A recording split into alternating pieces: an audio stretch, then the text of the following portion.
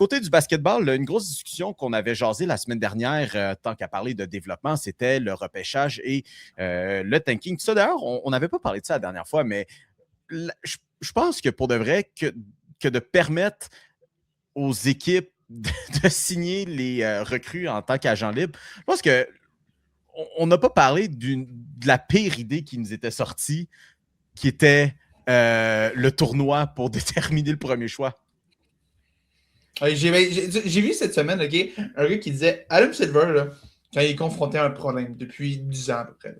Quand Adam Silver est confronté à un problème, il règle généralement toujours d'une seule et même façon un tournoi. Rajoute un tournoi là-dedans, ça va aider. Le match des étoiles ne fonctionne pas, on rajoute un tournoi. Des équipes de milieu de peloton, on ne sait pas quoi faire avec, rajoute un tournoi. Et là, le repêchage, je ne sais pas quoi faire. Hey, OK. tournoi. C'est le Tournament. Oh! Puis en plus, tu t'oublies, hey, les games de janvier-février, ça compte plus? Qu'est-ce qu'on va faire? Un tournoi pendant la saison? Cet homme ne peut s'empêcher d'acheter des tournois. Il ne peut pas s'empêcher d'acheter des tournois. À un moment donné, le NBA, ça va être un gros tournoi. Je pense que c'est ça qui va arriver. Je pense qu'il est juste dans l'esprit olympique. Il a vu plein de tournois là, dans les 2 dernières semaines, puis il a fait, tu sais quoi? Il me semble que je ferais un autre tournoi. Wow. Il me semble que je ferais un petit tournoi. Là. Comment je peux justifier de mettre un autre tournoi? Les mauvaises équipes. Puis, le pire, c'est qu'on y a tous déjà pensé à cette idée-là de ouais, ok, mais mettons que dans la NFL, les deux pires équipes s'affrontaient pour le premier show, ça remplace le Pro Bowl. Là, il y a tous déjà pensé. Oui, mais tu sais, ce qui est encore plus tu réalises que ça n'a pas décidé de bon sens parce que qui veut le premier choix quand mais, tu joues? non, mais tu sais, mais tu sais, ce qui est encore pire, c'est le fait que quelqu'un qui se botte le cul pour essentiellement peut-être avoir son remplaçant être repêché. C'est ça, évidemment. C'est de la chier. Ça marche pas. Ça marche pas. C'est de la chier. Bref. Ça, c'est juste un point sur lequel on voulait jaser, mais Shams Charania qui continue de travailler très fort après une saison des échanges, ma foi, désastreuse pour un certain joueur des Bucks de Milwaukee et à quel point on s'est fait gaslight toute cette semaine-là. Mais bon, c'est pas le sujet. Le sujet qui nous apporte, c'est comme quoi, bon, on va commencer à avoir des discussions pour avoir des nouvelles règles pour prévenir le tanking à partir de la saison prochaine. Et voici, messieurs, les points qui sont sur la table. Et je ne demanderai pas là, de tous les classer parce que, bon, il y en a bien trop, là, il y en a 6-7. Mais on parle d'altérer la protection des 4 ou peut-être des 14 premiers choix. Donc, peut-être juste protéger les 4 premiers choix. On va voir, surtout dans des échanges. Ensuite, on en a qui commencent à être bons, par contre. Je lis les pourcentages de chances à peu près dans les alentours de la date limite des transactions. On a vu ce que ça a donné en sortant de là. On a 8 équipes qui se battent pour avoir le premier choix. Ensuite, on pourrait empêcher les équipes de ramasser un choix de top 4 à plusieurs années consécutives, ce qui est par contre dommage pour des équipes qui sont vraiment nulles comme les Kings ou comme les Pelicans.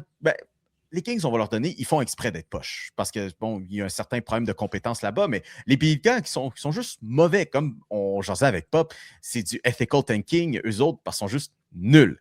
Bon, ensuite, impossible de revenir dans le top 4 après avoir fait les finales. C'est un peu dommage pour les Pacers parce que, bon, on a vu ce qui est arrivé à Tyrese Haliburton. Je veux dire, si c'était pas de Tyrese Haliburton, ces gars-là étaient champions potentiellement. Bon, ensuite, baser les chances à la loterie sur une période de 2 saisons, ça, c'est intriguant. Par contre, bon, c'est un peu contradictoire à d'autres mesures qui ont été mentionnées précédemment, mais bon, de baser sur le fait, OK, peut-être que tu auras des meilleures chances si c'est sur 2 ans. Ensuite, bon, on a inclure les équipes de play-in dans la loterie. Là, imagine les Bulls de Chicago et les Hawks d'Atlanta les Hawks, de Miami. Les Kings de Sacramento, les Pelicans aussi habituellement qui ont tendance à se retrouver là. Essentiellement, un peu ce qui est arrivé avec les Mavericks. Les Mavericks qui n'étaient pas trop loin encore. Golden State commence aussi à être là-dedans aussi. Là. On commence à oublier, là. Ouais, eux autres, hein, parle-moi-en pas. Ou encore, regrouper plus d'échanges dans le pourcentage. Donc, comment ça a été dit en anglais, là, c'est flatten the odds. Donc, c'est de d'écraser, non pas la courbe pour revenir à un vieux langage, mais d'écraser les chances pour toutes les équipes. Ou peut-être même élargir le bassin de ce plus haut pourcentage-là. Mais en ce moment, on est vraiment en mode solution. Et comme dit un philosophe qui fait partie de cette discussion, messieurs, je pense qu'on va juste arriver à... Tu prends toutes ces idées-là, tu trouves le mur le plus proche, tu mets comme dans une petite balle, là, tu varges toutes sur le mur et tu sais quoi? On va voir laquelle qui va coller. On fait un tournoi des idées, puis on regarde la Oh! Non, mais, hey, ça serait une bonne idée. Le tournoi des idées! Tu prends les idées, là, t'en fais un tournoi, puis tu diffuses ça à la télévision nationale à comme, Hey, pour vrai, 5 heures, non, mais- à comme 4 heures de l'après-midi, là. Ça va être débile, les gens vont tous être là, là. Ah. Ben, mais écoute, je reviens sur un peu quelques idées que tu as parlé. Je l'ai, le pourcentage de chance non loin de la limite. Je l'ai vu bouger, je l'ai vu circuler. Je comprends pas pourquoi cette idée-là serait si bonne que ça, parce que la seule affaire que ça ferait, c'est de déplacer le problème. Parce que tu prends, tu vois, au lieu de tanker violemment en fin de saison, là, la seule chose qui va arriver, OK? Les équipes vont tanker de manière spectaculaire pendant les premiers mois de la saison. Là, la date limite va arriver. Puis ils vont se préparer pour l'an prochain, puis on va avoir juste une coupe de gars. Puis je suis sûr qu'ils vont avoir des matchs super le fun en fin de saison. Toutes les équipes vont se donner, ils n'auront pas de raison de protéger leurs joueurs. Ça règle un peu le problème, mais ça va faire en sorte que le premier 2 tiers de ta saison, là, tu viens un peu de le sauver avec le play-in, puis il y a un semblant d'intérêt qui se développe pour ça. Là. Sérieusement, je ne vois pas en quoi geler le pourcentage de chance avec la date limite, ça change quoi que ce soit. J'ai l'impression qu'on fait juste régler une partie du problème en aggravant encore plus une autre partie du problème. Moi, celle que je reviens tout le temps, puis j'en avais parlé, ça ressemble un peu à ce que je parlais la semaine dernière. Empêcher une équipe de ramasser un choix de top 4 plusieurs années consécutives, c'est pas exactement ce que je disais la semaine passée, dans le sens où moi, je parlais plus il y a un certain seuil de victoire avec 20 victoires. Le 20 est évidemment retravaillé, c'est pas 20 ou rien. Là. Mais mon point, c'est sûr que là, si tu récompenses cette médiocrité-là constante, là, tu as un problème. Mais si tu dis aux équipes, OK, c'est correct, vous avez vos choix, mais mettons, là, ça fait 4 ans que vous êtes dans le cave. Là. Même là, je pense qu'on ne veut pas 2 années consécutives. Là. Fait que, imaginons, là, vous avez été mauvais, vous êtes encore mauvais l'année après. Mais là, sérieusement, il va falloir trouver d'autres solutions. Là. C'est pas juste le repêchage qui va tout le temps vous sauver. Il va falloir développer un peu plus. Il va falloir aller faire les échanges. Il va falloir utiliser les joueurs autonomes. On donne plein de façons d'acquérir des joueurs. Pas nécessairement. Le repêchage pourrait devenir un privilège plus qu'un droit. Ça pourrait être ça. Je pense que pour moi, ça reste la façon la plus facile de régler le problème. Hey, impossible de choisir dans le top 4 après avoir fait la finale. Veux-tu bien me dire, OK, à quel point ça. Ça, là, parce que les Pacers sont pas bons cette année, là, mais habituellement, là, dans 99% des cas, ce n'est jamais un enjeu. Jamais, jamais, jamais, jamais, jamais. Veux-tu bien me dire pourquoi on parle. Ça réglera absolument rien, ça. Fait que j'ai des autres idées, OK, cool. Les chances à la loterie sur 2 saisons, c'est pas si pire, mais j'ai l'impression qu'on va juste encourager les tanks encore plus longs. Les équipes de play-in, peut-être. Plus de pourcentage, plus d'équipes par pourcentage, taper la courbe, là. Je sais pas. Je pense encore que la meilleure là-dedans, c'est empêcher les équipes de repêcher dans le top 4 plusieurs années consécutives. Je pense que c'est la manière la plus simple de régler le problème. Ou peut-être faire comme à la F1, tu mets une pénalité de 5 ou 10 rangs, mettons. Sans enlever leur choix, là, parce que... Ouais, celle-là, on en avait jasé, je pense, la semaine dernière. Mais Félix, moi, ça me fait rire parce que, tu sais, tu parles de la règle d'impossible de choisir dans le top 4 puis tu parles des Pacers. Moi, c'est le contraire. Moi, je pense au Thunder parce que moi, pour vrai, cette règle-là, c'est clairement la réponse de Adam Silver pour dire, hey, on va créer une règle pour empêcher que des gros rebuilding ou des Sam Presti de ce monde soient trop bons dans leur rebuilding. Je pense que des équipes championnes ne pourront pas repêcher le top 4 l'année suivante parce que si vous suivez l'NBA, c'est une chose qui est possible à cause des Clippers qui n'ont plus leur choix de première ronde au prochain repêchage, qui appartient au Thunder d'Oklahoma City après avoir que ces derniers aient gagné le championnat l'année dernière. Pour moi, cette règle-là, ça criait le Sam Presti Rule là, par Adam Silver. Mais oui, mais tu sais quoi, tu sais quoi? C'est un honneur que d'avoir des règles pour empêcher à quel point. Puis, tu sais, c'est drôle, c'est même pas juste briser les règles, c'est juste t'es trop bon à ce que t'as fait. Mais c'est ça, mais pour moi, c'est comme cette règle-là. Si c'est, mettons, pour vraiment prévenir, ou si, mettons, c'est un cas, comme Félix disait, pour les Pacers, et c'est pas de la faute à Sam Presti, c'est tous ses trades puis tout ce qu'il a fait, son rebuild, ça a tout vraiment bien marché. C'est pas de sa faute. Puis en même temps, le repêchage est aussi loin qu'il peut y avoir loin d'une science exacte.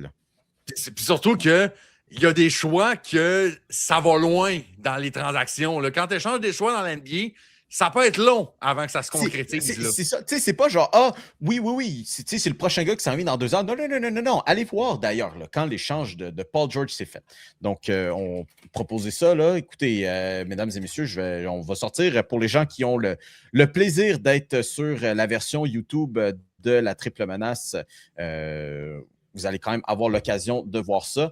Laisse-moi juste trouver une image de peut-être plus haute qualité parce que, bon, je me suis arrangé pour trouver celle-là qui avait peut-être la pire qualité. Mais tout ça pour dire, Paul George, qui est vraiment perçu en fait comme le premier pilier de tous ces échanges-là. Bon, laissez-moi juste faire un téléchargement d'images. Puis en même temps, ben, c'est pour vous, les boys aussi. Hein? Donc, vous devriez me remercier. Mais tu sais, en même temps, Paul George, ça date de quoi? 2019? C'est 2019, ce trade-là?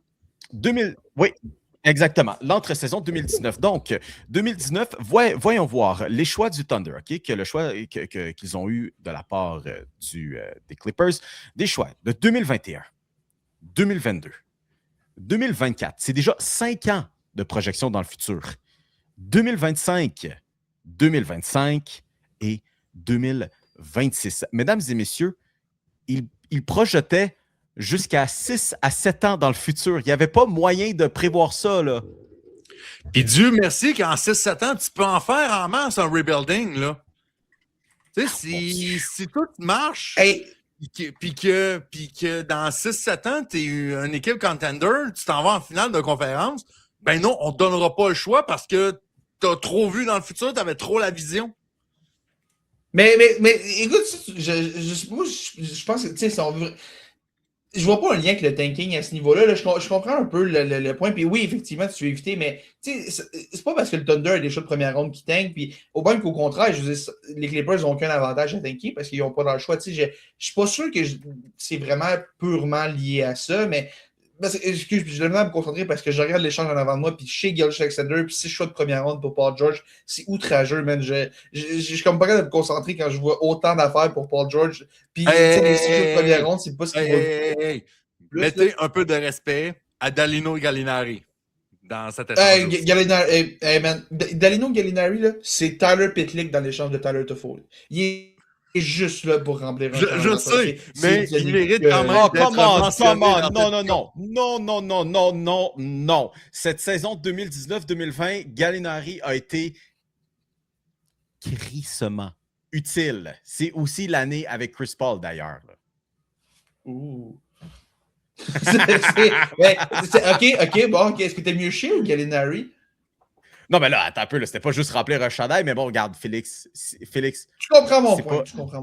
C'est pas le débat à l'œuvre en ce moment. Non, je sais, mais tu comprends mon point. Bref, tout ça pour dire, je reviens un peu aux mesures anti-tanking et tout. Tu sais,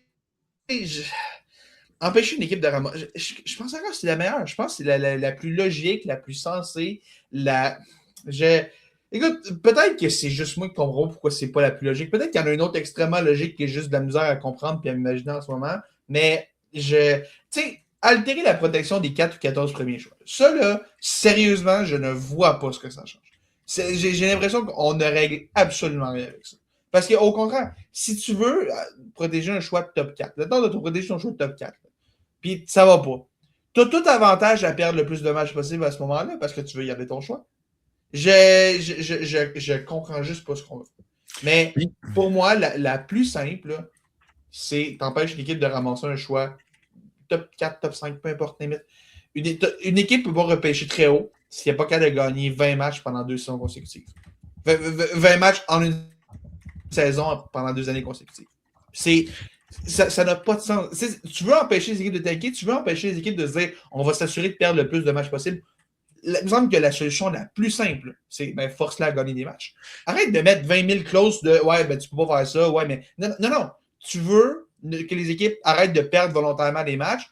La meilleure manière de les forcer à les gagner, c'est de les forcer à les gagner pour avoir quelque chose. C'est aussi simple que ça. Moi, j'ai une question par rapport à ça. Je viens de penser à ça. Quand on parle d'altérer la protection, mettons top 4, là. Mettons, on va juste, dans ce cas-ci, top 4. Est-ce que ça touche des transactions? Ce que je veux dire, mettons, on se ramasse, on retourne dans le temps en 2017. quand les Celtics de Boston, qui avaient le premier choix au total, échangent avec les 76ers, ce qui allait devenir Jason Tatum avec les Celtics, ça va-tu empêcher ça? Non, mais non, les choix n'étaient pas protégés. Mais tu peux pas altérer les 4 premiers choix. Non, tu peux pas. Non, c'est la protection. Tu peux pas. Ce serait d'empêcher d'échanger un choix qui est protégé top 4. Donc, d'ajuster la protection à ce niveau-là. Ah, c'est okay, pas que c'est pas les 4 premiers choix ne peuvent pas être échangés. Parce que non. Si tu empêches les 4 premiers choix d'être échangés, tu veux vraiment être sûr que les équipes tankent comme il faut, là, vraiment être bien sûr, là, de tout le temps bien s'assurer de finir dans le top 4, là, fais ça. Mais c'est la solution la plus simple. Je me répète, là. Si tu veux que les équipes arrêtent de perdre volontairement des matchs, force-les à les gagner. Mais tu sais, c'est quoi? Genre, tu donnes un cadeau parce que tu fais ce que tu fais déjà, gagner des matchs? Je suis pas capable de gagner. Mais on en est là. Mais en même temps, on est rendu là. Je vais dire ça de même. On est rendu là à devoir les récompenser pour gagner, mais bon, regarde. Pour donner une idée, là, quand même, en ce moment, là, on est dimanche après-midi, on enregistre ça. 1, 2, 3, 4, 5, 6, 7 équipes de la NBA ont moins de 20 victoires. C'est horrible. Les Mavericks, le Jazz, les Wizards, les Pelicans, les Nets, les Pacers et les Kings de Sacramento qui ont d'ailleurs 12 victoires. 12. C'est terrible. Et qui ont perdu leurs 13 dernières, soit dit en passant. Puis eux autres, c'est ça. Eux autres sont juste nuls. Ils sont juste vraiment nuls. Parce que si, mettons, on prend l'idée de Félix, moi, je mettrais le chose à 21, mettons. Tu sais, pour vraiment gagner au moins le quart de tes matchs au minimum, Sacramento perdrait, ou du moins aurait une pénalité au repêchage selon le modèle de Félix. Il y aurait juste Sacramento. Il y a Indiana qui s'en sort parce qu'il joue pour 263 au lieu de 250. Mais à date, ça pénaliserait juste les Kings de Sacramento. Puis on peut monter le MLA à 25 si tu veux. Parce que tu veux pas que ce soit trop non plus. Le point, là, c'est juste de décourager une équipe là, qui s'arrange pour vraiment s'assurer de perdre tous ses matchs. Puis j'ai l'impression que c'est la manière la plus facile de le faire. Écoute, Félix, honnêtement, là, je fais le calcul en ce moment. Là, si, mettons, ton threshold est vraiment à 25 sur 82, tu as 5 équipes qui perdent leur choix de première ronde. Ben, c'est plate pour eux, mais ils ont juste à gagner. Non, je dis pas que c'est une critique ou whatever, c'est juste l'observation de dire hey, t'as 5 équipes qui perdraient, ou du moins auraient une pénalité au minimum sur leur repêchage. Non, je reviens à l'année passée, OK? Mettons, je reviens à 21, okay? C'est le chiffre que tu avais là. L'année passée, c'est 3 équipes, OK? C'est les Wizards, les Hornets, le Jazz. Si je reviens à l'année d'avant, OK? Tu as les Pistons à 14, les Wizards à 15, c'est les deux seules équipes. Après ça, tu as les Pistons à 17. Dans ce scénario-là, là, en 2023-2024, au repêchage 2024, les Pistons, selon moi, n'auraient pas dû avoir de shot de première. Tu perds, c'est épouvantable. Là. En 2 saisons, là, tu gagnes 17, tu gagnes 31 matchs en 2 saisons. 31 en 2 saisons. À un moment donné, là, c'est pas juste un espoir qui va venir te sauver. Ça te prend autre chose. Là. Va chercher, signe des joueurs autonomes, fais des échanges, puis essaie de t'améliorer. Tu veux un choix de première ronde, ben, arrange-toi pour le mériter. Ou tu veux que ton choix soit haut, ben, à un moment donné, tu peux pas juste donner ça à n'importe qui. Mettons qu'une équipe est 0,82 un jour. On va-tu, c'est beau, félicitations. Je comprends pourquoi évidemment, tu veux que les équipes aient la chance de ramasser du talent, puis le repêchage reste la façon la plus facile de le faire. Mais à un moment donné, il faut, ça peut pas. Il faut que tu donnes un incitatif à ces équipes-là d'être compétitives pour la même raison que tu leur donnes un incitatif aux équipes de se motiver à jouer des matchs par rapport au mois de novembre en organisant un play-in. Parce qu'Adam Silver ne peut pas s'empêcher d'organiser des tournois. Mais en même temps, messieurs, sans dire que la NBA s'en sauve pour cette année, présentement, et je salue notre bon ami Manuel Villeneuve qui discutait de ça, un grand amateur aussi de basket universitaire. La cohorte qui s'en vient est solide. C'est une très solide cohorte qui s'en vient pas. T'as pas un prospect qui sort du lot un peu comme on a eu avec Cooper Flagg ou comme on a eu il y a quelques années avec Wembanyama. Mais c'est où vraiment, là, tu regardes les 6 à 7 premiers choix, puis man, t'as du monde solide là-dedans. Là. Donc, OK, la vraie question, c'est qui va être le Darko Milicic de cette cohorte-là? Il y en aura un. Il y en aura absolument Il y en a au moins un, ça va être un Darko Milicic. Au moins un. Oui. Il va toujours en avoir un où tu as une équipe, tu sais quoi, un petit peu hipster, puis gars, vas-y. On voit des belles habiletés là-dedans. Tu sais quoi, ça peut être Darko Milicic, ça peut aussi être Luka Doncic. Mais écoute, tu parles de. Ça, c'est. Wow. Bravo. Bars. Tout le monde applaudit Mio. Non, mais puis écoute, tu vois, je trouve ça c'est un autre bon point, OK? Là, on est dans une année, une classe de repêchage qui s'en vient, une cuvée de repêchage, là, où il n'y a pas un espoir qui est vraiment meilleur que tout le monde, mais il y en a une bonne batch qui est très, très, très solide, OK? C'est peut-être la cuvée la moins propice au tanking, à part une mauvaise de A à Z, mais c'est peut-être le principe d'une cuvée la moins propice à tanker, OK? Et on a quand même des sérieux problèmes de ça dans la NBA en ce moment. Je veux dire, ça va être quoi quand on va avoir on l'a vu l'an passé, quand il y a un Cooper Flack, quand il y a Victor Wembanyama au repêchage, quand il y en a d'autres, des joueurs générationnels comme ça qui vont arriver, ça va être encore pire. Là, on est dans un des scénarios les moins pires possibles pour favoriser le tanking et il y en a déjà à tout bout de champ. Il faut qu'on trouve une solution assez rapidement là, parce que si ça va être les prochaines années, ça va être encore pire. On sait à quel point c'est un problème cette année, ça va être encore pire les prochaines années où ils vont mettre très, très gros espoirs en jeu. Là. Oui, mais tu sais, en même temps, on sait déjà que c'est arrangé avec le gars des vues, ces affaires-là. Juste, garde, dernière question, puis on passera au baseball. Honnêtement, y avait-tu une autre équipe qui allait avoir Victor Wembanyama avec les Spurs? Soyons honnêtes avec nous-mêmes. Là. Si les Knicks avaient été mauvais. Si les Lakers avaient été mauvais. C'est les Lakers avaient été mauvais. Les Knicks, c'est les Lakers. En fait, non. Les Lakers, la Ligue aurait forcé les Spurs à l'échanger aux Lakers. Mais dans 2-3 ans, pas éveiller les soupçons. Oui, exactement. Pas trop éveiller les soupçons. All right.